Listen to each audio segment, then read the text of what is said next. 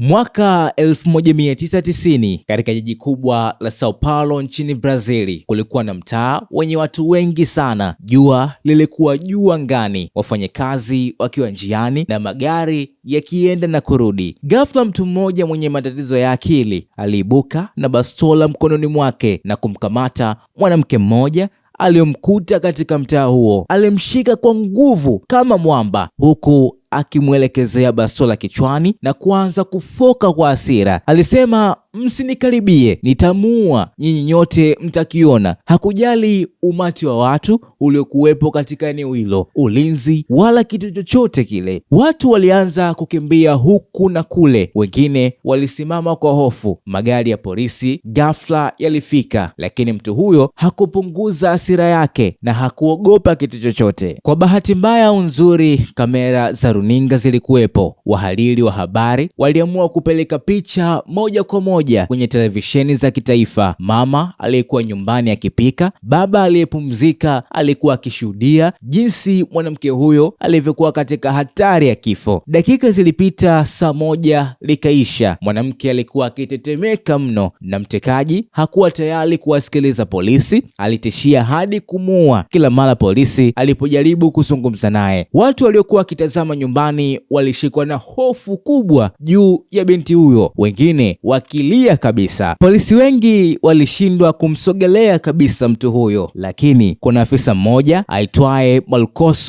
do Nascimento alikuwa na akili tofauti. Aliona kuwa mtekaji anazungumza na wanahabari zaidi kuliko polisi. Aliona kamera ikimvutia, ndipo Marcos alipopata wazo la kishujaa na mbinu kubwa. Akilini mwake aliwaza, nitajifanya mimi kuwa mwanahabari, nitabeba kamera, nitamkaribia polepole kama sina silaha. Wakati atakapozubaa, nitamnyang'anya bastola yake. Polisi wengine walisema, wewe ni mwenda azimu, atakupiga risasi kabla hujakaribia. Lakini Marcos kwa ushujaa wake alijua huo ndio mpango pekee usioweza kuleta madhara. Marcos alivaa kanzu ya wanahabari, akanyooka mgongo, akachukua kamera kubwa begani mwake. Alitembea mita kwa mita kuelekea eneo la tukio, kana kwamba yeye ni mtu wa kawaida wa vyombo vya habari, yaani ni mwandishi wa habari. Watu walianza kumkodelea macho, kamera zilimfuata. Mtekaji mwenyewe alimtazama kwa sekunde, lakini hakushuku jambo lolote. Hebu nyonyote msogee nami nionyeshe mimi ni nani, mtekaji alipiga kelele akiwa bado anamshika mwanamke. Marcos hakuongea kitu, alinyamaza kimya kama paka anayemnyemelea ndege. Alijifanya na rekodi tu habari, akisogeza kamera kushoto na kulia, lakini macho yake yote yalikuwa kwenye mkono wa mtekaji ulioshika bastola. Wakati mtekaji alipokuwa anazungumza na waandishi wengine na kugeuza uso wake kidogo, Marcos aliona nafasi hiyo. Kufumba na kufungua macho kwa haraka ya umeme, aliangusha kamera chini, akaruka kama chui, akamshika mkono mtekaji kwa nguvu zote.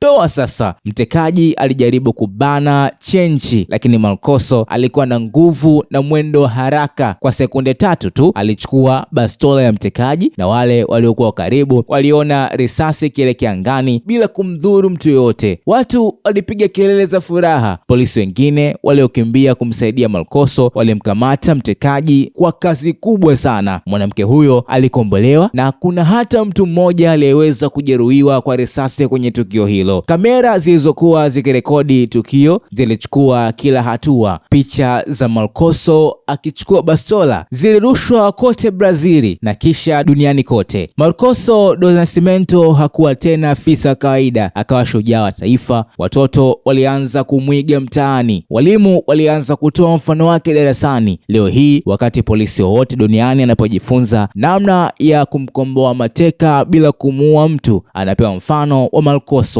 Vitabu vya mafunzo vinaandika jina lake kwa herufi nzito. Marcos ni silaha ya kivita. Hakuwa na helikopta au wanajeshi 100. Alikuwa na ujasiri, akili na kamera tu. Hadithi yake inafundisha kila mtoto Brazili na duniani, sio silaha inayomfanya mtu shujaa, ni hodari wa kufanya kile wengine wanaogopa kufikiria.